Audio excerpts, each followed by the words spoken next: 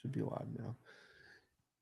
Yo, what's going on, guys? Welcome to the second episode of Cowboys Nation. Today's date is September 12th, 2023. I am joined today with the regular panel. Kyle will be in a few seconds here, but we also got a guest today. It's my man, Jay Tuck from CFO Sports. What's up, Jay? What's up, Jay Tuck? Hey, what's going on, everybody, man? Thanks for having me. What's up, Cowboys Nation? Yes, sir. We appreciate you for having you. Man, what a game the other night, guys. What I mean, we got Tyrell coming in here pretty soon. He's a Giants fan. I'm going to give him about 30 seconds to get some things off his chest, because I'm pretty sure that there's some things that he has to get off his chest. But I mean, just overall, I mean, the team executed big time in this game. So I want to get into the first topic of the show. To me, okay, I think that when you look at all the teams that played on Sunday when it came to the NFC, and now it's very early in the season, and I would rather this team be the best team in the NFC come January than September. So all those things are put into consideration. However, when you look at what this team did on Sunday and compare it to what everybody else did in the NFC, compared to what I already thought of this team already going into the season, where I thought they were the best roster in the NFC, we now got to see it in action. We now got to see them execute and show us, everything that they've been practicing throughout training camp and in the preseason. I don't think it's too early to call this team the best team in the NFC. Jay Tuck, what do you think about this? Yeah, I agree with you, and I felt that way before the season even started and what transpired on, Sunday night. I feel like when you look at the Cowboys, right, 2 12-5 seasons, they stacked a divisional win, a wild card win and divisional loss, the past season. But the thing that I like the most about the Cowboys is they actually replenished with talent this year versus last year, right? So they went and got Brandon Cooks. They went and got Stephon Gilmore, who's already paying dividends, right? Game one. So, I think when you look at everything in totality, from the quarterback to the offensive line, to the running back, to the wide receivers, if you want to make an argument just because Philly went to the Super Bowl last year, okay, cool. But the Cowboys are neck and neck. And to be honest with you, as much as Philly loaded the clip last year, Philly never made us bleed. It wasn't like Philly loaded the roster with A.J. Brown and they came out and smoked us. Like, no, I was there on Christmas Eve.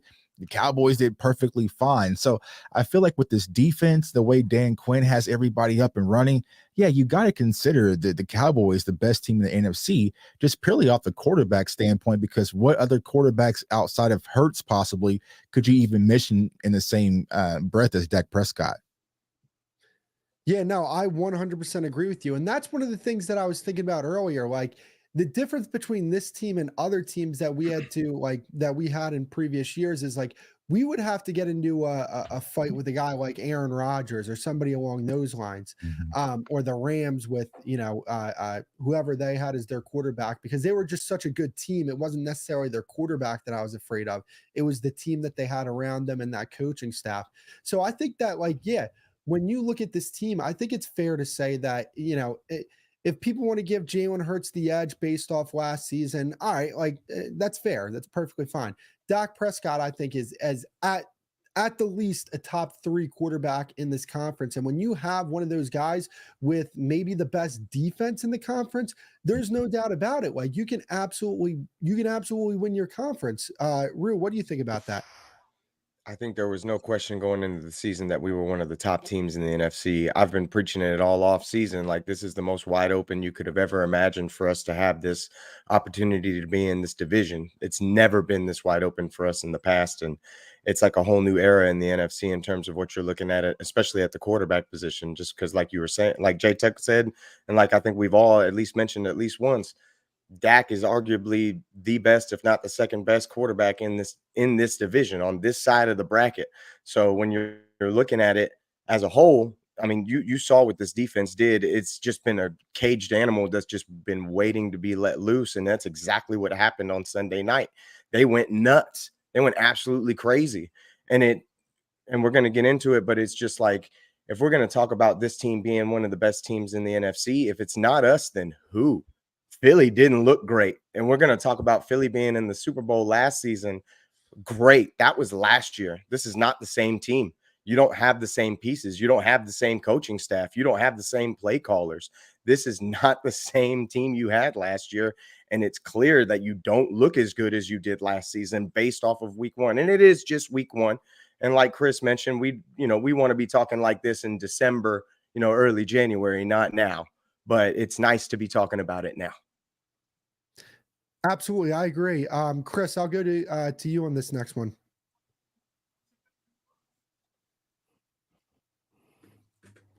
Chris, I'll go to you on this next one. I'm sorry, Chris. I'm lagging a little bit. Can you repeat the question? Oh, no. Basically, what I was saying is, do you believe it's too early to call the Cowboys the best team in the NFC? No. I don't think it's too early. I mean, it's like this. It's a week-to-week league anyway. It's kind of like polls in the college football. It changes week to week. Like what Stephen A. always says, it's fluid. It's fluid. You know what I'm saying? So if we want to call the boys the best in the NFC this week, yeah, I'll take it. Because we are. I mean, I call the game 31-10 Cowboys. I gave the Giants 10 points and they couldn't even produce that. So, I was on another show earlier, another Giants related show, and they wanted to bring up, oh, well, at least you'll be out in the second round in the playoffs. I say, this is how you deflect when the Cowboys then spank that ass and you want to deflect about what we are possibly going to do in the playoffs. It's no deflecting an ass whooping like that. Okay. You went out at home and you had a whole month to train for one team and one team only, and it was the Dallas Cowboys, and they went out there and spanked you on national TV. And even if the offense didn't even score, we win 16-0. That's even if the offense don't even score. So hey, right now we are the best team in the NFC. Yeah, I think that's fair. 100%. I think that's fair. It's funny to me how, like, for some reason they're like, oh, you won this game, but now all of a sudden the Giants aren't a good team. I mean, this is a team that made the playoffs last year. Now, granted, they did stumble down the, down the path here towards the end of the season, but this was a team that made the playoffs. They add, I think it's fair to call Darren Waller a top 5 tight end. I thought they had a really good draft with Banks, Smits, and Hyatt. The team got better as a whole, and and the Cowboys went in there and on the road. I mean, that was pure dominance. Kyle, what do you think about that? Yeah, I think it would be too early to say. In my opinion, I think the 49ers looked like the most complete team on Sunday. I feel like they accomplished what they wanted to in all 3 phases: offense, defense, and special teams. And I'm not saying that the Cowboys were bad per se offensively. It was just a really hard way to judge that game. They were playing in the rain. Obviously, you're not getting the full assessment. We will get that this Sunday because they will be at a neutral site inside at AT&T Stadium. But for me, the door to the Super Bowl is through San Francisco. And the 49ers, in my opinion, are the best team in the NFC. And we've seen that in the wild card 2 seasons ago when they knocked us out. And we saw that last season in the divisional round when they knocked us out as well. So with all respect, we're right there. We looked really good, but I still think the 49ers looked the best yesterday or Sunday. And that's fair. And I think that they're the team that I think stands in front of us to where we want to get to. Like, I have confidence that the Cowboys can beat the Eagles. And the reason why is because I've seen them do this. Granted, we could talk about that game on Christmas Eve and say, well, you played against Gardner Minshew, so, that game really doesn't matter. They had Meek Mill performing when we were playing Cooper Rush, and they were beating their chest about that, but that's besides the point.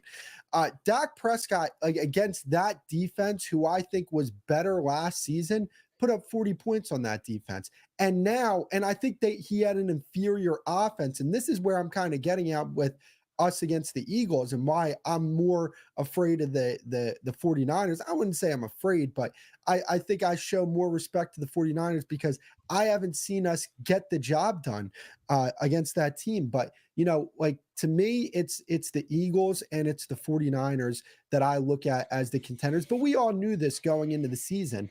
To me, I would agree with Kyle to an extent. I think when you when you hold a team to 0 points and you put up 40, I get the three phases thing. And you know, I don't think you're necessarily wrong for saying that, but that's just where I disagree. Jay Tuck, let me know if I'm wrong. Yeah, the one thing I'll say when it comes to the 49ers, now me personally, even though we lost last year, I feel like if Tony Pollard doesn't go down, that game goes a completely different direction. So that changed things because you had Tony Pollard go down. You know, we know what Ezekiel Elliott is. He's a great running back, but he's just not the threat that he used to be.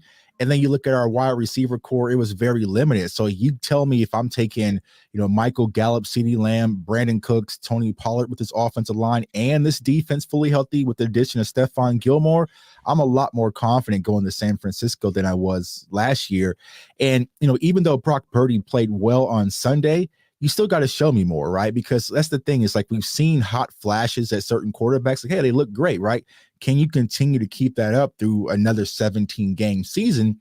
That remains to be unseen. So, you know, me personally, I'll tell y'all right now, I feel like when we play San Francisco, we're going to dog walk and we're going to blow them out the building. I feel like it's going to be personal, but I feel like we're going, I really want to go there because I need to get my look back. But I feel like the Cowboys are going to be ready for San Francisco this year. We just got to do it when it matters most. But I feel like if you take our secondary versus their secondary is a lot better. I feel like defensively, our defensive line can match up just as well with theirs. And then, you know, they got Fred Warner, but we got Micah Parsons. And so it's kind of a wash. You know, they're two talented teams, but I would say Philly will probably give us the most trouble just because the unexpectancy of Jalen Hurts. Like Jalen Hurts can always just go recess and run for, you know, 100 yards and 2 touchdowns and completely change the landscape of the game. But I would have Philly, San Francisco, and Dallas as the 3 teams that's pretty much you need to watch out for in the NFC at this point. And I think another aspect to this is I think that if Mike McCarthy was calling plays in that game against the 49ers, I think that you're in a much better situation because, you know, I'm going to talk about it when I get into the offense. The one thing I liked about his play calling was that it was fluent. You know, it wasn't necessarily conservative, but it wasn't necessarily aggressive either, right? Like they were aggressive on that 4th down when it came to the Brandon Cooks play that he had. But then they were conservative when they had that long 3rd down and they said, hey, look, our defense is playing at a very, very high level right now. We're not going to try and change the momentum of this game. Let's run the football, punt it to the other team and make them have to drive 75 yards down the field. And I think that that's going to be, you know, a different component in the upcoming 49ers game this season. And if we play them in the playoffs, Chris, let me know what you think about that.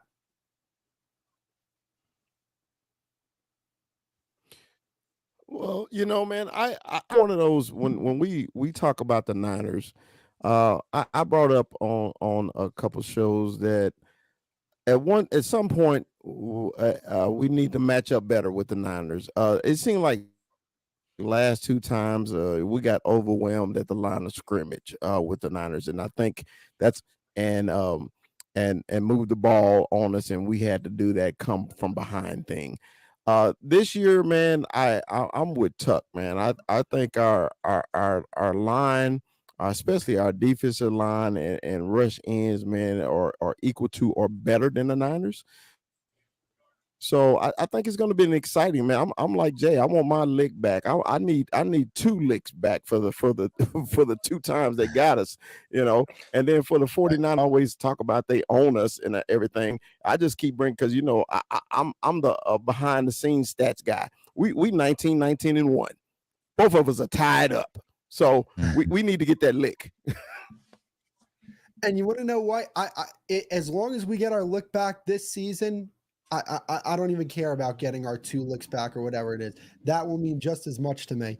You know, I do like what Jay Tuck was bringing up about the Eagles because while we did struggle against the 49ers the last 2 years in the playoffs, the Eagles are the wild card because I do believe that they have the better quarterback of the 2 teams.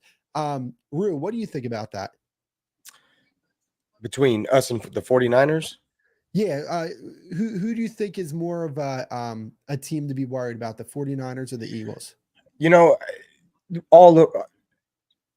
Tony Romo's right. I mean, all roads lead through San Francisco. We have to beat San Francisco in terms of getting to where we want to be.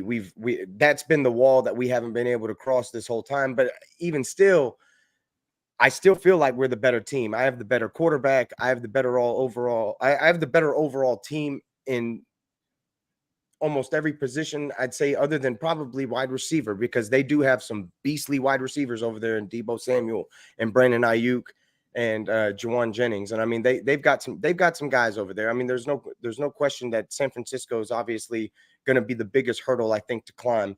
Whereas most people are going to tell you it's Philadelphia. But I like us in every matchup that we have against them. I think maybe on the defensive front, that, you know, obviously they are a gauntlet. I mean, it is what it is, but man, we match up well. And I feel like our speed is a different dynamic this year. Our speed is different. We are a fast football team. And I feel like it's going to match up to the, you know, sheer force that they bring and hopefully catch them out of position. Now, I think that I think we have an advantage on the line of scrimmage when it comes to our our defensive line versus their offensive line. If healthy, I think that our offensive line can match up very well against their defensive line, even though they have a very talented defensive line. And it wouldn't shock me one bit if, the 49ers came in here and dominated us on that side of the ball. But, Tony Goat Romo, I'm going to let you finish with this one. Why do you believe it's the 49ers over the Eagles? Yeah, that's a good question. I'll say this. There's nothing about the Eagles that scare me. I want to twice about Philadelphia. I like it. That first game, I'll always remember when the game was starting, and you're right, Meek Mill will let everyone in. And I just remember Mike and Kellen Moore laughing on the sideline. Everyone's just cracking up because it's ridiculous how much their fan base pumps up this game. And we're just like, hey, it's the regular season. It's a long season, you know, and to know that we were so close to beating them with Cooper Rush, I just remember that. And then when Dak was back, he put up 40 points, like you said. Just nothing about the Eagles scare me. I think they're frauds. I think if I like it. Schedule was ridiculously easy. You got the Giants, and then you got the 49ers without their quarterback. It's just, and I'm unbiased and realistic. That's my thing, guys. I'm telling you like it is. And I would be saying it the same way if it were the Cowboys. And just nothing about Philadelphia scares me. You turn the pressure on Jalen Hurts, he becomes inaccurate. It's as simple as that.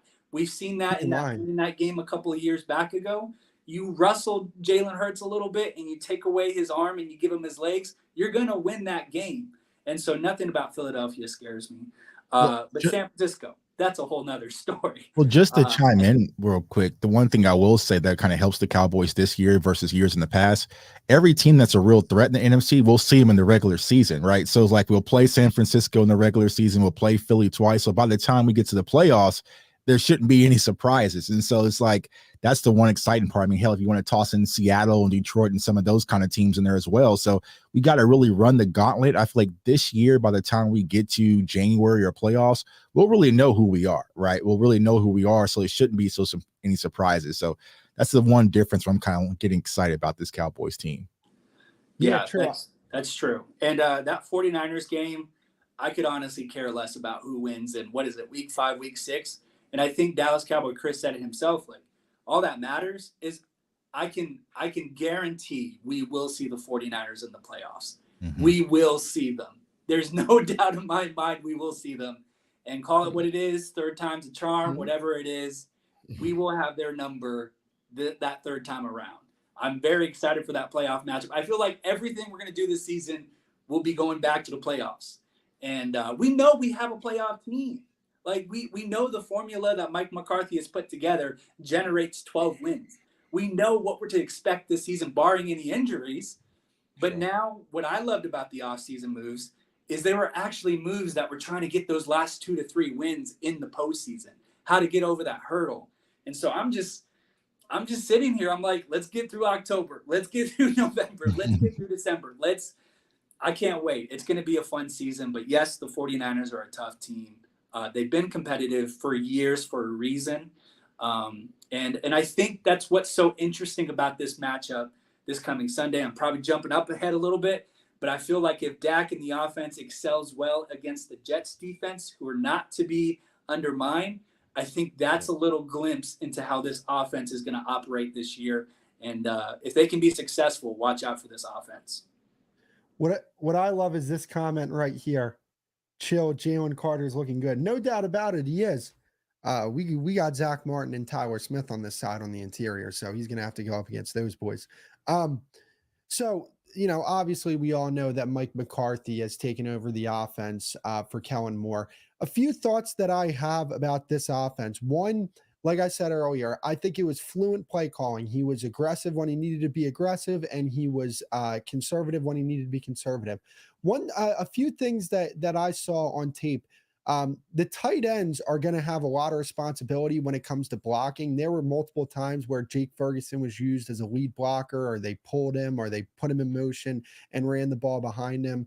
There were that one slant wheel concept that they ran. Another thing that I liked that they ran is they were running crossers or the mesh concept to work along with that. And I also like how they use Kevontae Turpin. I think, Kevontae Turpin, for what he put on tape as a running back, I think that he did some good things. He had that one really nice touchdown run where, it looked like he was playing running back his entire life. But I think that with that, you're going to be able to create certain matchups coming out of the backfield if you play him there and try and get him on matchups with certain linebackers. So that's what I got on the offense so far. I think that the timing was a bit off. I don't know if it was necessarily that the timing was off or that they were playing with a wet football and Dak was having some trouble throwing that thing, which would make a lot of sense because, you don't even need to play a quarterback at at any organized level to know you could just literally have thrown the ball with your friends in the rain before to realize how much harder it is throwing a football. So Jay Tuck, you're the film guy. Let me know if I'm wrong about any of that. No, you're spot on. And I think that's one of the things that I saw earlier on, just leading to handing the play calling over to Mike McCarthy from Kellen Moore. It's just, it was a simplified approach. Because another thing I noticed on Sunday is like how the quicker the ball came out from Dak's hands, right? So it's like there wasn't those long, lengthy 7-step drops when he's trying to go through his full progression. And, it leads to sacks and some of the costly turnovers that we saw last year. So, I feel like with the mesh concept, like that's something I've been screaming for years. Like with these wide receivers that we had, even going back to Amari Cooper, like we should be meshing a lot more because it gets your wide receivers the ball and get them the ball out in space. And I feel like this year we have the talent. And then just like you said, it was the play calling. It was as efficient, right? There was a lot of things that just made sense just from a play calling standpoint. Like even though it got stopped, like the RPO that Dak tried to run in the end zone. So it's like those little wrinkles, it can build up to later down the road. Because Brian Schottenheimer had said, he kind of kept some things in his back pocket, of course, the way the game was going. So, I think with a dry ball, it's a different situation. I think that Jake Ferguson makes a lot of those catches. I think CeeDee Lamb catches that one in the end zone, and same thing with Hendershot. And then people are probably talking about our offense, but I think from the way the game was going, it's just like, listen, defense is cooking right now. Just don't mess it up and give them the ball back. And of course, it was pouring down raining. So from an offensive standpoint, I'm extremely excited about what I saw from Mike McCarthy. This is something I've been very vocal about because in order to fully analyze who he is as a head coach, you got to let him do what he does best, and that's the offensive coordinator. So I love it. What I saw this far on Sunday, hopefully they keep it up. Tempo was there as well. They went tempo when they need to go tempo, got Tony Pollard involved. You saw Rico get a few of the carries too. So it's just like, all right, this is what we've been asking for. And one thing, I think that there's a difference between being creative and being cute. Far too often, Kellen Moore got cute with it. I think that there were multiple calls like that one on the goal line where Dak started out in shotgun. He went under center. They sent Hendershot in motion. They flipped it to Tony Pollard. That's a creative play call. That's not being cute. Mm-hmm. And I think that that's one thing that I think Mike McCarthy and Brian Schottenheimer are going to bring to the table, being creative, not cute. Kellen got cute in the Chargers game. He did in the goal line. I was about to say, if you watch that Dolphins-Chargers game, it was pretty funny. He couldn't just resist it. I was like, here you go. and what's funny is literally everything that we were saying about Kellen Moore, he's going to put points on the board. But when it matters the most, the guy is going to let you down as a play caller. We've been saying this forever. But Mike D'Antoni was an analogy that someone gave him. I was like, that's the perfect example. It's like, For the coach for the Phoenix Suns and the Houston Rockets to put up crazy points in the regular season, the playoffs, it's just like, what's wrong with James Harden? Like, yeah, because the game slowed down and got a lot more physical, and all that cute stuff didn't work anymore. So, like I said, it's just a breath of fresh air with what I saw from the offense when I was at camp as well, and see that kind of carry over. And we didn't even see it fully. Like, we didn't get to see Jalen Tolbert kind of getting the opportunity, and Brandon Cooks kind of really getting revved up a little bit, or Michael Gallup. So it's going to be fun. No, yeah, I 100% agree with you. And if I'm Mike McCarthy, I'm turning on the tape, and I'm telling him, like, yo, we had a great performance. It could have been even better. Mm-hmm. Because when you look at that Ferguson drop, that was a nice pass by Dak. I mean, look, Ferguson isn't a guy that, like, last year, I don't think he dropped a single pass. So, I'm willing to give him the benefit of the doubt. And I'm also Hendershot, I'm less willing to give him the benefit of the doubt, because this is stuff that we've seen from him before. But hopefully, they pick it up. Rue, let me know what you think about the new offense. I don't even really think we got to see it. I mean, I feel like they didn't have to use it. We didn't open up this playbook, maybe crack it open just a little bit. It was, what I love is that you're making this defense make decisions. You're making, like, I don't know how many times we had plays where it seemed like guys were just wide open. Like CD, the one that he drops to just CD, and he just takes off down the field for like 20 yards. It's like, dude, there was nobody within 5 to 7 yards around him. And it's like, that's CD Lamb. So if you're scheming up plays like this, where these guys are just going to be in space and they're just going to be able to use their speed, it's going to be ridiculous all the way around the field. When it comes to Ferguson and the drops, he had a couple in the game. I feel like one of them was pretty awkward. The one in the end zone was tough. He had 3 guys around him in that play. And I mean, he had to go up and get it. And I think it was a play where he definitely could have Dak put it in a spot. Like, it was in a spot where, I mean, it was nothing but blue around him, and only Ferguson was the one that could have got his hands to it somehow, but he just couldn't come down with it. And it's just like, you're not going to come down with every single one of those plays. But I feel like we really didn't even, this was like a preseason game for this offense. They really didn't show us much. There wasn't a lot that needed to be done. They just went out, did their job, killed some clock, took a knee, and that was basically it. We saw Cooper for the second half of the fourth quarter. And that's the thing, though, when it comes to being a play caller, one thing as a play caller that you got to understand is, what game are we in right now? And the game that they were in is offense. Do not switch the momentum of the game. Build a structure and play within it. So I thought that the offensive line played really well as well. And this is not a bad defensive line by any means. I think that the Giants have one of the more respectable defensive lines in the league. Big Fell, what do you think about this? Well, man, I've been listening to everybody's comment about this, man. I like Jay Tuck, man, we got what we asked for. Okay. When they hired Mike McCarthy, I thought he was going to be the play caller right off the bat. But no, Jerry had his 2 cents, and we let as Gary would say, the boy wonder call plays. And we always situational football for the Dallas Cowboys. In certain situations, the Cowboys would do things unorthodox, and we're wondering, all as Cowboy fans, we're wondering why. You saw that proof in the Chargers game, like Cal said. It was just proof of how situational football can tear up a game.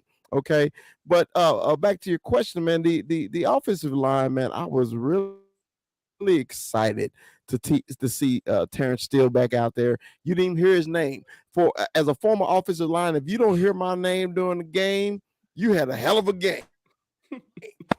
You didn't hear Zach Martin's name at all. You had a hell of a, and I was praying to God. I was like, please, Tyron, don't give up no sack tonight. Please don't get my quarterback killed, because I know your tires are flat and you're not as good as you used to be. But please, Lord, don't let that get killed. And he didn't. Okay. And then our backup guard, I keep forgetting his name. But the kid actually played good. And I was like, I didn't miss Tyler Smith at all, because I thought it was going to be a big a big deal with Tyler not playing. I thought the Giants was going to rush in that zone right there, because it was a backup in it, but he handled himself well. So they schemed for it, man, and I was really proud of the offensive line, man. They had a very good game, and like you said, man, just because of the weather, I think that's why the offense didn't score as much. But, the 3 touchdowns they did score, hey, let's chalk it up. Turpin and then Tony Pollard for 2. I mean, 21 points for the offense, and we won the game easy. I mean, it was still over at halftime. Okay. So I'm excited about what they did, man. And I know the subject, man. I just hate that Aaron Rodgers is not hurt, because to me, that was going to bring us to another level to see how good is our defense, how good is our offense. Yeah, definitely. And that's the thing. I feel like, the fans that are complaining about this offense, I just don't think that they're necessarily used to this type of style of offense. Like, this is the type of offense that's going to win you games deep into the season. This isn't Kellen Moore, explosive fireworks, put up big points, run teams out of the building, which, I mean, we ran the team out of the building. Right. So, Kyle, what do you think about this? Yeah, you hit the nail on the head right there. I mean, I saw a few things. Obviously, what the big fella said is situational football. That is so big, understanding the game, feeling the tempo of the game. But what I saw that really struck me is mid-game, they learned from their mistakes. And I feel like Kellen Moore wasn't that way. He was stuck in his way. He wanted to throw it. He was dedicated to what game plan they had. But then the way that the game would go, he would just not change it. He would not adjust very well. What I loved is Mike McCarthy changed to the tempo of the game. That first couple of drives, I think it was the first or the second drive where they threw it 3 straight times in the red zone. I was kind of like everyone, scratching my head a little bit, why didn't we feed it there? I think we could have gotten a touchdown if we got Lipke in there or if we had Tony Pollard. And then flash forward few drives later, they're in the goal line again. They're in the red zone. And what do? They don't pass it at all. They run it. And to me, that was a good sign. Being too arrogant, understanding that, hey, beginning of the game, I probably called it bad, but let's do it right this time. Let's call the right play. Let's run it. And you know what? They got 2 touchdowns because of it. So that is something that I really liked seeing from Mike McCarthy. And that's one of those things that I think should stick out to Cowboy fans. And you're right. This isn't going to be the sexy, high-scoring offense.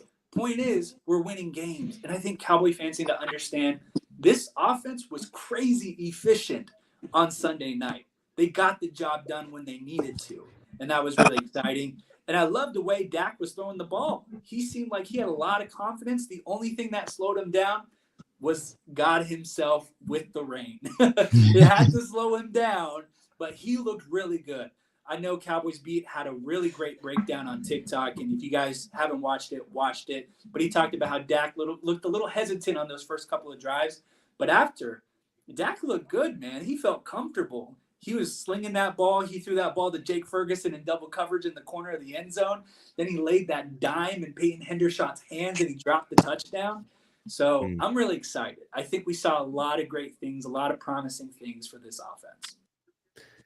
Okay, so before we move on to the next topic, we got my man Ty Real in here. He is a Giants fan. Ty, yes, I'm gonna give you 30 seconds. What was your observation of your New York Giants? Well, I had to, excuse me. What's going on, everybody? I go by the name of Ty Real. I had to change my shirt real quick. I want you guys to see it, man. I'm assuming all you guys in here are Cowboys fans, right? Correct? Yep. Well, I hate to break it to you guys. It's not your year at all. This is what nobody is understanding, man. This is all part of the grand plan, man. This is all the NFL script writers are working right now. The same exact way. I don't want to hear about my team. I don't want to hear about we beat you by 40. I want to hear you talk about your team that you said was going to win the Super Bowl. Look. We're getting there. Just give me like 40 seconds, a minute. This is all part of the grand scheme, man. The NFL script writers are working, and there was no other way for them to further show that than that game. Same way they let Tom Brady win every year. You see, this is going to be the greatest storyline in NFL history. From the Giants going from losing 40-0 to losing holding 45-0. Next time we play. Did you just say holding the Lombardi? Did you just say that? Is that what you just said? What did you just say? No, did you guys see that meme? The Giants Hold are up. winning the Super Bowl this year. That's what you just said. 1,000%. Yes, sir. You see what we rocking, man. You see what we repping out here. Did you guys see that meme? They Yes, they sir. call us crazy. Did you guys see that Your meme? quarterback is winning you the Hold Super up. Bowl. The Giants. Hold up. I bro. can only respect it. I respect Wow. you as a fan. I'm glad he still has his spirit because we broke a lot of y'all's Hey, spirit. go put money on that. But you go see, put money at the on end of the that day- because if you Hold up, win, hold you're up, going to hold win up, a hold up. lot. Did you guys see that meme where it was like, have you scored yet this season? An in-depth breakdown. Right. And it was the 31 teams that it said yes. And then it was the Giants below and it said not yet. It's all fun and games. No, I Until- want to hear your Giants are thoughts winning. about your team. I don't want to hear He thinks his your team's thoughts winning the about my Super team. Bowl. That's My what he team thinks. He beat thinks your his team is by winning the 40 Super Bowl. points. Yeah. So my thoughts of the game. It seemed almost scamish. The Giants. It was a scam. Can you? I'm being so for real, man. You guys are sitting over here laughing at me and stuff. We'll be laughing at you guys when you don't win the Super Bowl yet another year. You'll be But- We'll be laughing at you when you don't make the playoffs.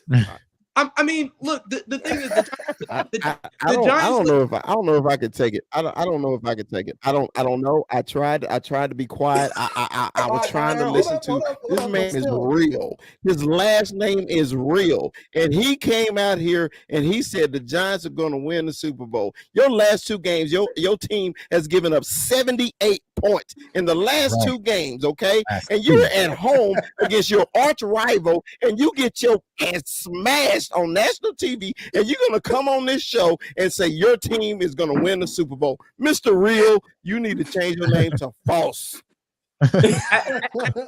Absolutely.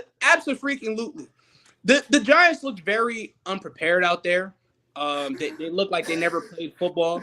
They had all off season to prepare. Bro. Yeah, they look confused.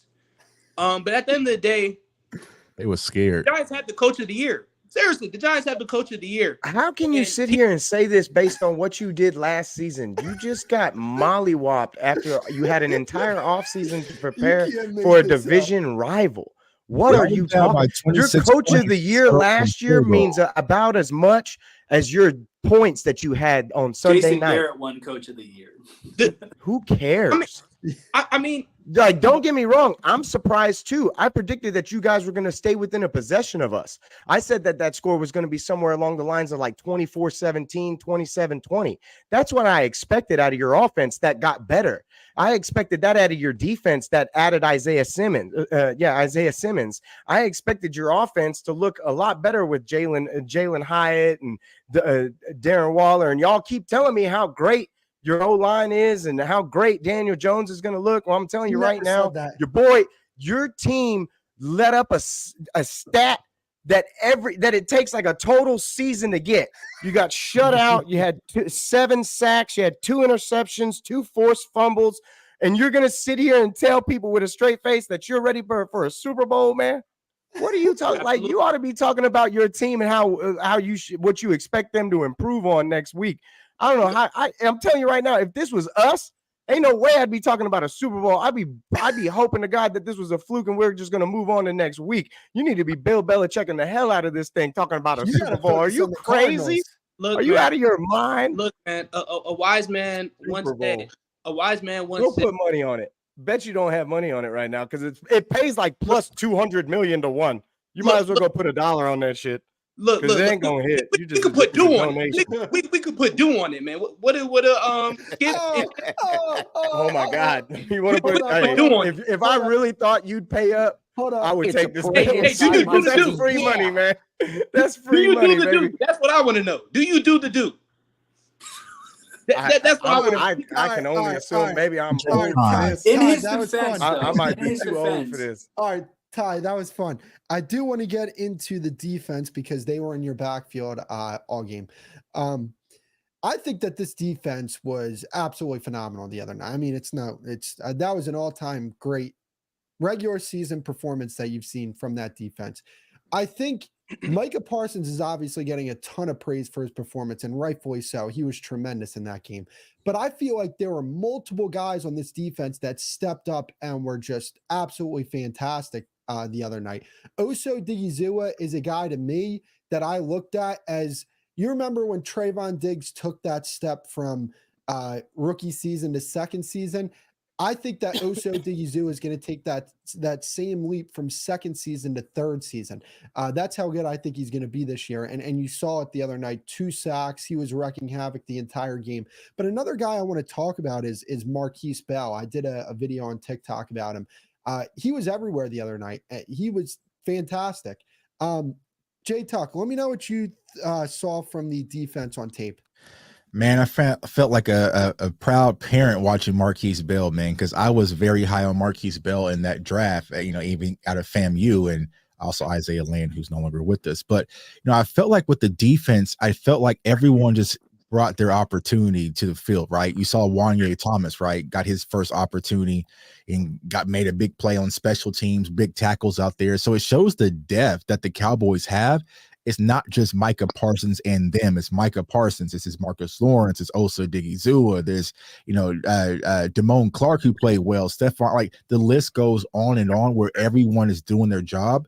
And I feel like that's a testament to Dan Quinn. He's putting our defensive players in a position where they can do what they do best and go out there and win games. So, when it comes to our defense, man, I'm sorry, T-Rail, but they got smoked. They came out there and smoked those boys. Like, it was damn near embarrassing. But it shows the power of it. I did a film breakdown on Micah Parsons, and it was just like, I know a lot of people kind of look at the sacks or maybe the tackles, but there was so many different ways he was just impacting that entire game. Like even the Stephon Gilmore interception, like he went through 2 blockers, chased Daniel Jones from the backside and forced Daniel Jones to just throw that whatever Daniel Jones was doing right to Stephon Gilmore. So it's like those things really add up. There's a play where he also took on 2 blockers that allowed Osa to loop around and get the sack as well. So, our defense is working as a unit. The one thing that we really got to continue to focus on is just stopping the run, because I'll tell y'all right now, Cowboys Nation, it's a no-fly zone. Don't put that ball in the air. Don't put that ball in the air, because one of our corners is coming down with it. We're getting Jay Lou back soon, and with that pressure and with those ball hawks, it's just not going to go in your favor. Oh my and God. Dono too. And Dono, exactly. Dono. So that's the thing. Like we were missing people, right? And still, like the impact our defense has. So you get Dono back out there, like it's just going to be, yeah. Ty, I know you're gonna try and hate, bro. He's spitting facts. That's no fly zone back there. I mean, who are you gonna throw the ball to? Trayvon Diggs, Stephon Gilmore? You're gonna throw it to Deron Bland? He had a pick 6 the other day. I mean, I don't know how you can look at this objectively and say that this isn't a top 3 secondary in football. There's no doubt about it. The Cowboys defense as a whole, like last year, I thought the Cowboys had the best defense in the league. I don't know if I would say they had the best secondary in the league. I think your linebacking. I'm talking about this year. I can't really say off of this year just yet. The Dallas Cowboys will always be the Dallas Cowboys, and you guys will always choke when it. What are we doing here? Oh my God. What are we doing? Honestly, I don't know, bro. You're backwards on the whole thing. You're actually backwards. You're backwards. Our secondary's been our strength since last year. This team let up so many rushing yards last season. How are you going to tell me that my strength was my front instead of my secondary last year, when you couldn't throw on me last year, but you could run all over me last year? Like, bro, what are you even talking about, bro? Ty, you got to do me a favor, bro. Stay off the weed. Help me understand, man. My question: if you're gonna bring it up, at least know what you're bringing up, because you're backwards. Dallas Cowboys was never necessarily the defense per se. It was always the offense. That's what we're talking about, though. I want to stay on track here. We're talking about the defense. I want your observation as a Giants fan about the defense that whooped your team's fucking ass the other night. How you just feel the need to throw that in there, man? I got to, because you're talking big. You can't talk big this week, bro. On TikTok, you were talking all this shit all off season about what the Giants were gonna do. What did the Giants do the other night? They didn't do shit the other night. The thing is, the O-line struggled against the O-line struggled against Dallas. That's really everything struggled against everything struggled. Like Jalen Hyatt was a known factor. Darren Waller was absent. Saquon was popping balls up in the air like it was like. Hold up. Jalen Hyatt's gonna make that receiver coach regret it. You remember that? so excited for one game, like. Dude, like no, you can't do What that do you because you guys mean? were Hold talking on, man. all this shit before the game. You can't talk. I heard Giants fan. It doesn't matter what Dak Prescott did in the past. But guess what? You want to know what? It doesn't matter what you think. Because we whipped your candy ass, and we'll do it again when we play you guys again. Don't act like y'all didn't lose to Cooper Rush last year. Like, you know, like I mean, this come is on, man. 11. This is 11 wins for Dak Prescott. 11. 11 straight. 11 Yeah. straight. So, like, you Bro, can't. the last be upset. time you beat us, you it was can't because be we had upset. Andy Dalton at the helm. You That was the can't be last time you upset beat us. It was the last game of the season. because you can't be upset at Cowboys fans because y'all let media hype y'all up to be something y'all wasn't because y'all snuck into the playoffs last year. Y'all wait, wasn't- hold on. y'all wasn't ready. Y'all was not ready for this game. You know that because y'all don't have a wide receiver core. But y'all thought the addition of Darren Waller.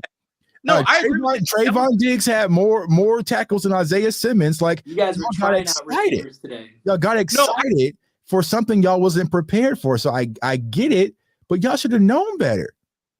First of all, I agree with you. The Giants don't have a solidified number one. That was my problem. That was my concern. Don't got a number two either. And Evan Neal's a liability. Evan Neal's a liability, right?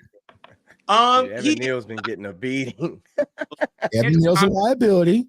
John Michael Smith is a rookie center. Your two left guards and your right guards are a liability.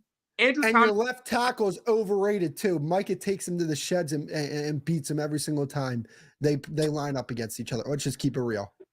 Micah B2. Andrew Thomas. Anybody he lines up in front of. Andrew Thomas. Anybody he lines up in front of. Armstrong beat the hell out of Andrew Thomas. Right. And I got tape of that too. So you have no wide receiver. You have question marks across your offensive line. You have Saquon, who was kind of going through a holdout, so he came back. Daniel Jones is kind of a middle of the pack quarterback. So where was this confidence coming from that y'all were going to be competitive in this game? That's what I want. Let alone win the game. Y'all watch some of that. Y'all watch some of that BS on TV. That Colin, Y'all up. That's exactly what happened. That's exactly what happened.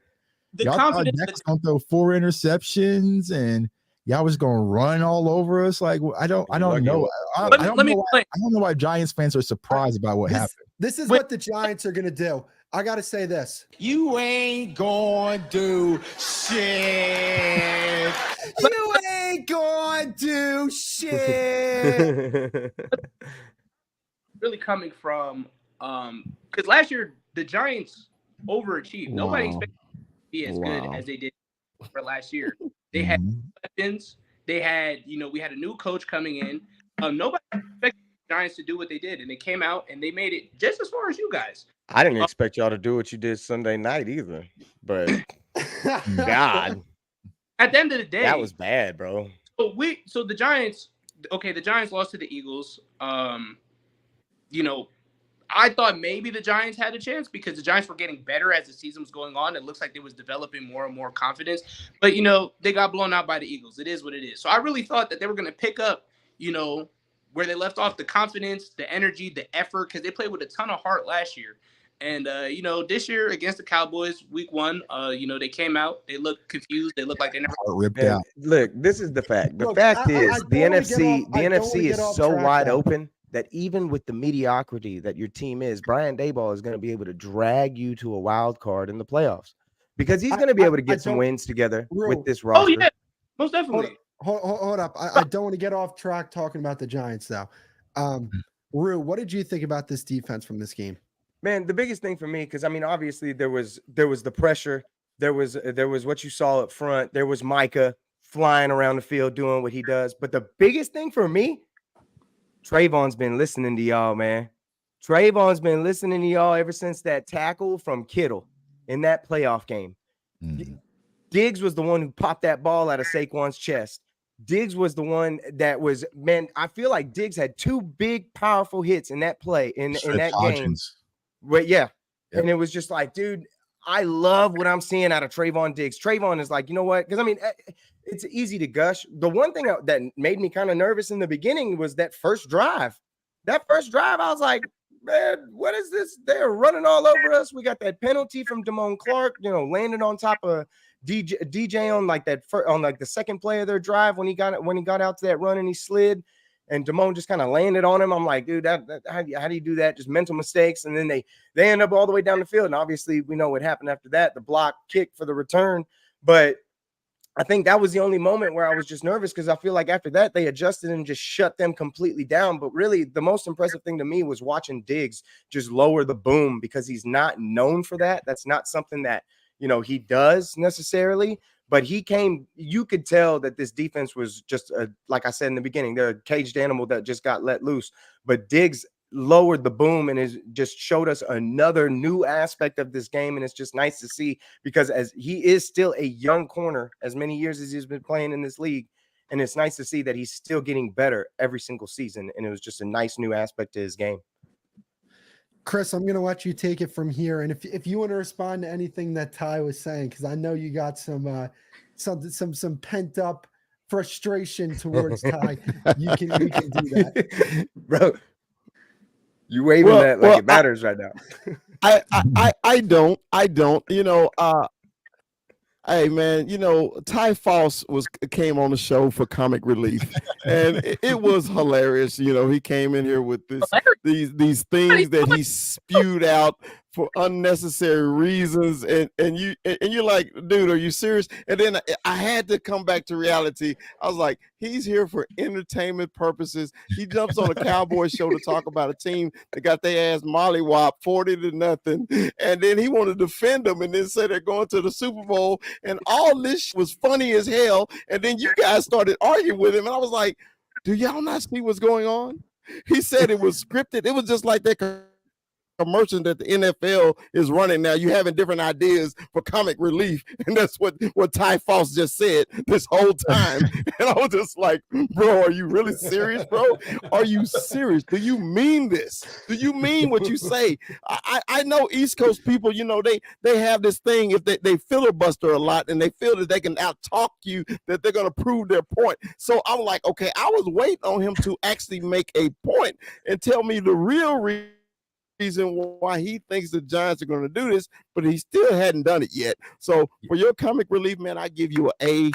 They not even the Giants not even respected in their own stadium right now. The Jets own that. What are y'all coming around? The Jets are the top dogs in MetLife Stadium. JetLife Stadium right now. You Dallas Cowboys fans are like. So it's honestly mine. Did you have a blew out event? Did y'all blew out the stadium? Yeah. They blew out the stadium, blew out the stadium, man. If you go back and watch the all 22 film, if you look at the second quarter, because I was just broke down the film, the second quarter, it was empty. In the second quarter, y'all dipped out. Look, let me ask you guys a question. Let me ask second quarter. What's your question? This year, finally your year. Is it finally your year? Look, I mean, I've seen my team win 2 Super Bowls in my life. I've seen win 3 in my lifetime. So what are we talking? I've seen my team win 2 Super Bowls. I saw your team win 3. I've seen all 5. 40 the I've other seen day. all 5. Yeah. Oh. and Ruth's seen them win. I'm about to say, I've seen the first 3. I'm the only one you could talk shit to about that, because I was born in '96. I forgot the age range of everybody in here. But, I'm about to say, but let me ask you a question. Know your audience, sir. Know to your audience. You haven't, but keep it 100. When was the last time y'all even played in the freaking? Bro, you're so reliant on what's happened in the last 27 years that it's just like, do you not see it? Like you yeah, refuse to see it because you're a Giants fan, and I know it hurts you. I know it hurts you to see that the door is so slung wide open for us to take over this division. And now you're even more upset because you were really hyped up about a team that you shouldn't have been hyped up about, and you got mollywopped in your first game. But You got question hyped up is, about a team that you thought was going to be something, and you found out that y'all were on a milk carton that night. my I'll question take- is I'll take this: Daniel when Jones for that is performance. this your year? I have yet to hear any of you Yes, guys. it is say our this year. question. Absolutely, 100%. I haven't said that, Can I get this and for the I record? haven't said that, and I haven't said that in It's more our year than it's forever. my year. It's more our year. It's absolutely our year. So is it Absolutely, your- it's is our it year to your year? lose. Is Buddy. it your year? Absolutely. Is this your year? You said, is it our year? Yeah. It's their year to no, come why are fourth we in the on? division. Why are we on for? You Yeah, said it was the Super Bowl. Yeah. The Giants are winning the Super Bowl. There's still some missing. All right. Okay. I don't want to get too off track here. Kyle, I want to hear your thoughts about the defense, and then we're going to move on. We're going to hit the Jets real quick, and then we're going to bounce out of here. Micah Parsons looks exceptional. He looks like he has a defensive player of the year campaign underway. Looks like a championship defense. They're picking up right where they left off. And we're going to talk about the new pieces that were added to the Cowboys, but let's not forget about the voice in the sky, Dan Quinn, sitting up there in the booth. As soon as I heard that he was coming back this offseason, I knew it was on. And that is the man that I look forward to seeing on Sundays, because that man has created a culture with Mike McCarthy. And this defense, it's championship caliber. Defense wins championships. And like Coach Mike said, but the Super Bowl is won by the quarterback. But this defense is ready. They were ready last year as well. But this defense is ready. They look great. And so you want to know what? Before we move on to the Jets here, I do want to bring something up. I think last Super Bowl, obviously, there was two high-powered offenses. You go back to 2022, defense won the Super Bowl. You go back to 2021, the defense won the Super Bowl. You go back to, I think that was 2019, 13-3. Defense won the Super Bowl that day. There are more Super Bowls that are determined by how well a defense plays within that game, and even leading up to that game throughout a playoff run, than you see, just an offensive shootout nowadays. So that's something that was very interesting point that you brought up that I wanted to expand upon. So we have the Jets this weekend. To me, it's very simple. Josh Allen showed you what not to do in that game, right? And what not to do in that game is force the issue. If Josh Allen would have went out there and not turned the ball over, and let's be honest, those turnovers that he had were completely avoidable. I think that the Bills probably run away with that game. Just like I think if the Cowboys stay within the structure of their offense and don't force anything, I think that they'll run away with this game. The spread right now is -9.5. I actually added that to a parlay because of how confident I am in this team executing and beating this team. Because let's be honest. I think that the Giants have better offensive personnel than the Jets do with Zach Wilson as their quarterback. They're very similar teams with Zach Wilson as their quarterback, but I think Daniel Jones is a much better quarterback than Zach Wilson. I'm not going to disrespect Daniel Jones in doing that. I think that, the Jets have a really good defense, but there's ways that you can attack this defense. I think that the Bills had a lot of success hitting these edges and running the ball at their defensive ends. You saw James Cook had a lot of success doing that. And then, to be honest with you, on defense, it's the same thing as what happened on Sunday. Get after the passer. I don't think they have a very good offensive line, and I think that there's going to be a lot of matchups that the Cowboys can take advantage of, especially when you got Mekhi Becton out there at left tackle. I think he is barbecue chicken against Micah Parsons. Jay Tuck, I'll start with you. Yeah, I agree. And I think, the one thing that, and I'm going to try to explain this on Twitter, right? It's like, I feel like the temperament with this team is a lot different, where we don't have to worry about a trap game or this team falling asleep at the wheel. Like, they're staying hungry. So even with Zach Wilson out there, I feel like the Cowboys are going to be all systems to go. And I expect our offense to really be our best defense, because the only way teams can really probably keep up with this Cowboys team is that they're able to run the ball, slow the game down, and just muddy it up, and hopefully they're in the game in the fourth quarter, right? But if we start scoring points like I think the Cowboys can do, I think that's going to put more pressure for Zach Wilson to have to drop back and pass, and then we all know what's going to happen after that. So the one thing we can't allow defensively is to get, because y'all know I'm a Florida State guy, right? Dalvin Cook kind of moving and Breece Hall kind of moving, and make things simple for Zach Wilson. If you go out there, shut the run down, force him to be a quarterback, stand back in the pocket and go through his progressions. Like you said, man, barbecue chicken. So I expect the Cowboys to win this game. I tried to lock in the 3.5 on FanDuel. They said, nope, ain't no way. They kicked me out and reset the so I try to get free money. But I expect the Cowboys to continue what we saw, Sunday. It's going to be completely just domination of the New York, you know what I'm saying? New York, you know what I'm saying? So we coming through smashing the Big Apple. But having Aaron Rodgers out does hurt for me personally, because we owe him. Like I just wanted to see that body. I wanted to see that body, and I felt like we got the team to really do it.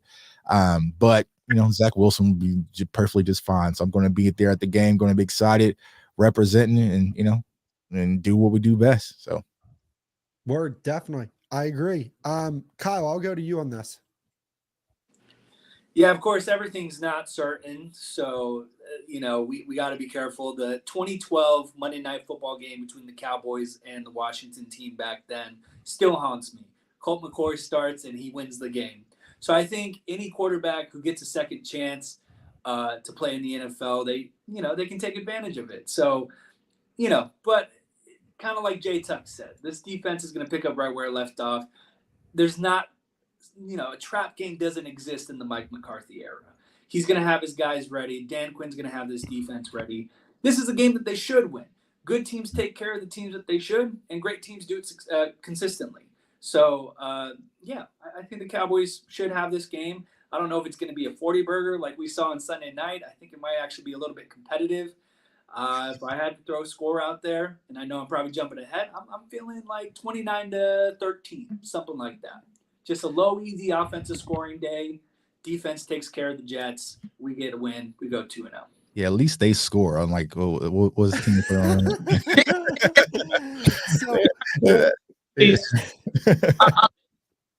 You Dallas fans, your guys are getting all hyped up and all big up. Oh, because you guys beat the Giants week 1. Even though Super Bowl pick.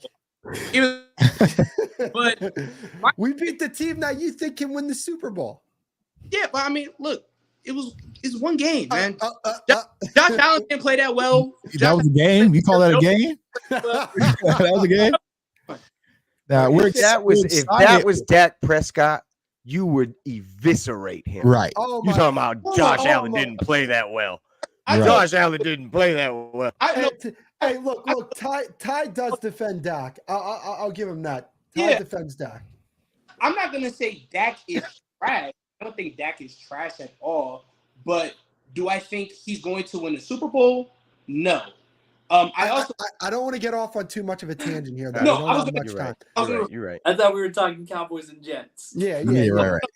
Together, I was going to say I do think Dak is going to struggle against this Jets defense. I think they're going to cause some mayhem.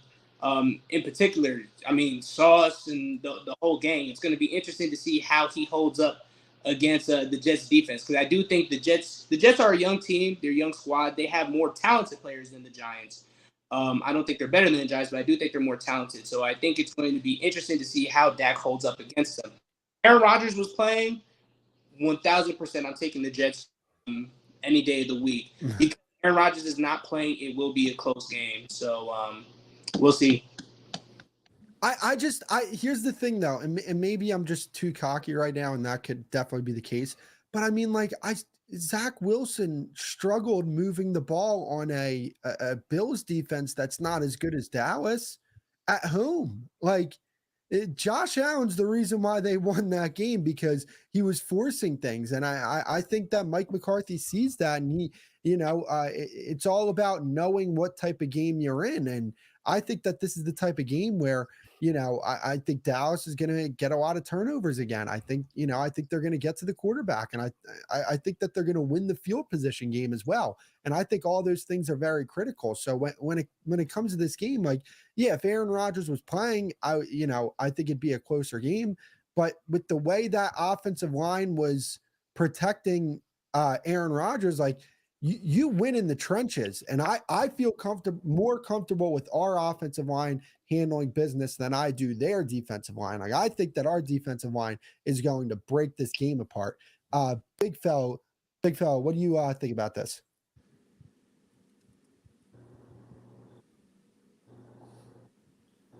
Big fella.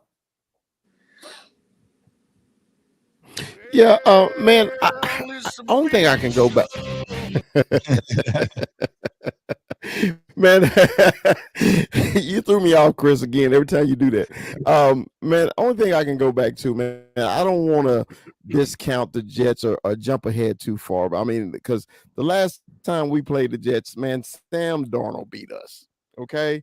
And I'm still emotional about that. I mean, we were supposed to go to New York and stomp the hell out of them. But, you know, we got cocky and we went up there and we lost the game. And I don't want the Cowboys to overlook the Jets just because Aaron Rodgers isn't there anymore. I need them to be consistent. You know, I mentioned it earlier about situational football. I need my head coach to be on point every freaking game now. Okay. So let's get out there because we know our defense is dominant, and we need to get Wilson on the ground as much as possible because when he get rattled, that ball goes everywhere. And like Tuck said, we got the no-fly zone. So if that ball's going everywhere, we go into the end zone with it. So, you know, just be consistent, you know, stay the course. Say if we go a couple 3 and outs, that's fine. You stick to your game plan, and I think the Cowboys will walk out of there with a victory again. Hopefully we get another 40 burger on another New York team. Kyle, did I already talk to you, or did I already let you get your stuff off? Yeah. Okay, real. Finish us off. Man, for me, I'm with Tuck. I hate that Aaron Rodgers is not playing this game because it would have been a nice early test against arguably one of the other better defenses in the entire league. I believe in the Jets defense. I think the Jets defense is a big proponent on why they were, you know, a lot of people's picks to win the Super Bowl this season with the addition of Aaron Rodgers, and to see him go down definitely hurt their situation. And I mean, you know, there's really no replacing what he could bring, what he could have brought to that team. But it would have been nice because I really feel like our defensive front would have destroyed their offensive line. I feel like we would have created so much pressure, and our DBs would have just been able to just blanket coverage the entire secondary of the field to where, you know, Aaron Rodgers would not have had a great day. But if anybody's going to give us the ability to put some pressure on our offense to have to play against a really good defense, it would have been a guy like Aaron Rodgers. With him out, I expect this game to be handled pretty swiftly just because this defense is just going to annihilate Zach Wilson in that backfield. But I really want to see the matchup between Dak and this secondary. This was one of those games where I wanted to point to and be able to say, hey, you know, Dak went in there and played a secondary that is elite in this league and, you know, did, you know, what he needed to do and won the game. But, you know, obviously with the disappearance of Aaron Rodgers, I don't think the pressure is going to come from the offensive side of the ball for Dak to have to actually do more than he needs to. You know what I'm saying? It should be a pedestrian day for him, just because he should just have to do the P's and Q's and get through the game. Whereas if Aaron Rodgers was there, the ability to create pressure for your offense to have to answer to them would have been greater for me. Yeah, absolutely. So, yeah, I mean, look, I think that, you know, I think that we can still get some things from this game. Like we can still learn some things from this game, and it's going to be on the offensive side of the ball going up against that defense for sure. So, before we head out here, we got a super chat from Huncho. I appreciate you for bringing in another super chat. Keep cooking him, OG. I think he's talking about you, Ty. Since Bosa got paid, what does this mean for Micah pay-wise? Win or bust this year? I think before money goes slim. Here's the thing, right? When it comes to the Cowboys, I think they do such a good job drafting and developing their talent. I mean, look at where Wanye Thomas and Marquise Bell had really good games for them, and these guys weren't even drafted. You know, the Cowboys do a very good job with their scouting department and finding guys. So because of that, like, they're going to pay Micah Parsons, no doubt about it. But like, if the money goes slim, I trust in this scouting department in this front office to be able to find talent to replace those guys. And what does this mean for Micah in terms of Nick Bosa's contract? That just means Micah Parsons is going to make a shitload of money. I mean, that's Yes. what that means. Right. Tuck, take it from here. Yeah, when it comes to Micah Parsons, What a money reside, what a money reside, what a money reside, what a money reside. he's getting paid, man. He's going to get paid, especially if he puts that Defensive Player of the Year trophy up too. But I think the Cowboys are prepared for it. Like they know what they got. They know they got a special talent. I think the most important piece, even though with the whole Trey Lance situation, you got to extend Dak. I feel like if you extend Dak, it's just going to open up so much more money for CeeDee Lamb and then also for Micah Parsons. So I think they'll get it done. Well, I think CeeDee will be up first, of course, right? And then I think once that's kind of taken care of after Dak, then they'll work on Micah. But Micah is definitely going to set the market because I know the Cowboys typically play games. I just hope, I pray Stephen Jones doesn't come out and say, well, the linebacker market, no, don't disrespect Micah like that. Don't you do that. Don't you do it, because Micah will be one of those players, he wouldn't go quietly. So, I think they're going to get this deal done, but he's definitely going to set the market. Just don't call him a linebacker and try to give him a linebacker type deal. Oh yeah. Yeah, I mean, it's coming. It's inevitable. But that's the thing. I would rather have to pay a player like this big money than not have a player like this at all. This is what happens when you have, and I hate saying this, and I always have to say it like this because I feel like these are the type of people that say it. When you have a generational talent, you got to pay these guys. There's no ifs, ands, or buts about it. And it's like, yeah, Micah Parsons, he's definitely worth, the contract that he's going to get. But, I think when you look at the Cowboys front office, I think they've been doing a really good job recently of structuring these contracts. They know what's coming down the pipe. I think that they do a very good job, with their cap department. There's definitely another name for that. But they do a good job adjusting these numbers. I know Brian Broaddus has talked about that multiple times. Big fella, what do you think about Nick Bosa's contract and what that means for Micah Parsons?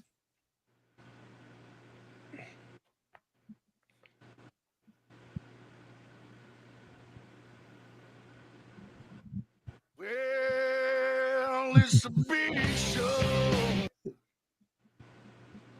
I think you're muted, Chris. I Yeah, can't hear Chris, you. I think you're muted, bro. Yeah, Chris, you're muted. He's muted. There you go. Okay, I'm sorry. I'm sorry. I'm back. I think the Cowboys would be foolish to even mess around with that contract. We already know Micah Parsons is going to get quarterback money. Okay, so by restructuring or pushing out your own quarterback to make more money is going to be the smart move. I don't think they need to be wasting time at all, because I think the earlier you sign him, the better. Okay, because if this kid does what he does on a daily, on every Sunday basis, he may have 20 sacks this year. Okay, he may have the sack. He may break Harvey Martin's record, and that's telling you how old I am, real. Okay, so if you don't know who that is, co-MVP of the Super Bowl with Randy White, who had 23 damn sacks in the season. So he may break Harvey Martin's record. Okay, a lot of times I got to school these youngsters, Jay Tuck, because they don't know. They don't know. They forget the past. You know what I'm saying? But I'm the good fella, and I've seen all five. So Harvey Martin, number 79, Dallas Cowboy, co-MVP with Randy White in the Super Bowl versus the Denver Broncos. So they gotta sign the kid. They gotta do it now, better than waiting. Okay, they got to do it. They got to do it. And see, the thing is, like, when the Cowboys decided to restructure Dak Prescott's contract, they told you they were going to extend this guy. I knew Dak was going to get his contract extension when he signed his last contract extension. Dak did, his agent did such a good job. And this is why it cracks me up. Kimberly Martin on ESPN, was talking about that the Cowboys haven't committed to Dak Prescott yet. I'm like, what? He got the years he wanted. He got the money he wanted. He got the no tag clause that he wanted. He got the no trade clause that he wanted. And with that $60 million cap hit, he could, if the Cowboys want to ride out with that cap hit and let Dak Prescott be a free agent, Dak's straight. He's going to be a 32-year-old free agent quarterback. Right. Somebody's going to pay it back for him. Rue, what do you think about this? When it comes to the money for Micah Parsons, I mean, come on, man. We're paying Micah Parsons whatever truckload of money he ends up getting. It's going to end up coming up. It's going to end up coming down the pipe that way. One thing I do like, I mean, obviously, we seem to be able to be under the cap in most aspects of Stephen Jones kind of running that whole, conundrum that I call the cap, or that everyone calls the cap. But, I mean, the biggest question is going to be, who are those little pieces that you lose when all these deals go down, right? Because there's going to be cap casualties when this thing happens. When Micah gets paid, when CD gets paid, when Dak gets his extension, when all these dominoes fall, there's going to be those, unnamed players that are, on your second and third, parts on that roster that are going to be your cap casualties that are going to hurt some of your depth. But that's when those guys who get paid have to step up and do the things that are asked of them. And that's when the draft comes into play. And we all know, if you followed the Cowboys draft at all, we draft very well. We have, especially compared to everybody else that's around the league, this team drafts well. We pick players in different positions well in terms of building this team and how we've put it together. It's been through the draft for the most part. So there's no doubt in my mind that they'll get that job done when it comes to Micah Parsons. Whether he breaks that, record of, payment for a defensive player or not is remain to be seen. But no matter how it all shakes out, I have faith that they'll be able to work the cap however they need to. I'm going to tell you who it is. It's going to be Tyler Biadasz and Tony Pollard. That's going to be the guys this year. Which, I mean, if the Cowboys are able to upgrade at center, like if they're able to go in the draft and find an upgrade, whether it be, I mean, first round's very hefty, and we're talking way too far ahead of time here. First round's a hefty pick for a center, but I mean, you can find a solid one in the second round. At the 32nd pick, it's not crazy, right? A center at the 32nd. No, it's not. You definitely could find a solid center in the second round. I mean, so far it doesn't look like the Giants found one, but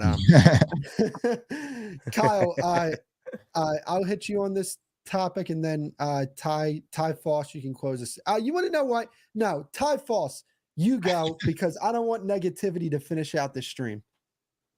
It's not negativity, man. It's only positive. Bada bing. It's only positive stuff over here. If you guys, first of all, thank you for having me on here. Appreciate you for coming on, bro. And follow me on my socials to see the latest and only the best sports take, especially Giant sports take, on TikTok, on YouTube. Is Ty.real with 4 L's down below. To close us out, man, I just want to say, got 4 more L's coming. No, we it's all funny games. Another year Dallas not winning anything. That's his way up out of there. But yeah, I just want to say the NFL script writers, they got us. It wasn't really Dallas.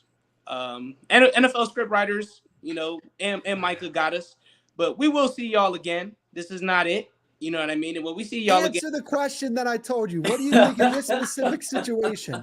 Who do you think? Oh, I thought you wanted me to close you out. My bad. No. I thought you wanted me to close you out. No.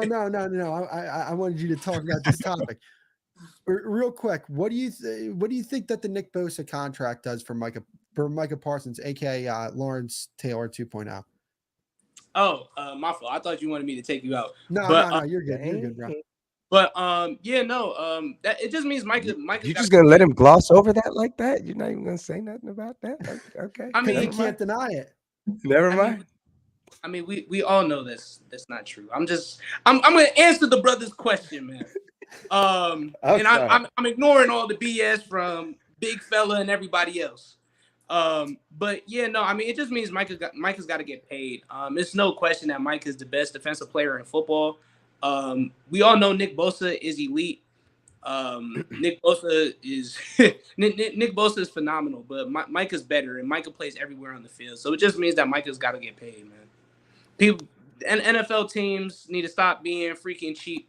If you're gonna draft a generational player like Cowboys B said, you gotta pay him. So that's what it comes down to. Kyle, take us out. Yes, Micah Parsons is a great talent and probably one of the best we've seen in a long time.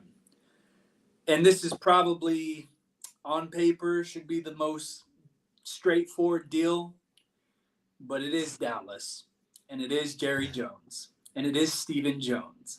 So I would be surprised if it was straightforward. I could expect some drama. It would not surprise me. I mean, we look at the history of deals and contracts, Dak, Zeke, even Zach Martin, who I thought was a shoo-in for any kind of deal. I would just be surprised if it was, here you go, sign right here, we're all good. But it is Dallas, so there are some things mixed in there. But he should be paid. Obviously, that is the easiest answer of the night. Micah Parsons is incredible. And it's in my firm belief that the Dallas Cowboys should look forward and build around Micah Parsons. Take with that what you will, but they should just build around Micah Parsons because Micah Parsons is the face of the Dallas Cowboys. I think that's a fair point. So Jay Tuck was our guest for the night. Hey, Jay Tuck, let everybody know where they can find you at. Yeah, guys, thanks for having me. I had a blast, man. You can find me on all social media platforms at JTuck151. My YouTube channel is CFO Sports. Come on by. We do a lot of, film breakdowns, draft talk, live shows, you name it. Got to have you guys on one night, man. Like, I'm on the move now because once the season starts, it's like boom, boom, boom, like weekly scouting report and then, travel. So, but yeah, I appreciate you guys for having me on. It's been a fun, time already. And we're gearing up for, week 2 and getting ready to crush New York, man. So thanks again. Hey, Jay Tuck, I appreciate you for making time for us. Definitely. No problem.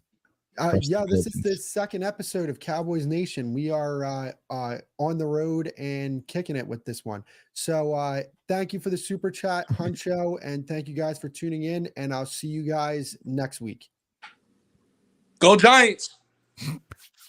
I'm not ending the stream on that. This stream hasn't ended yet.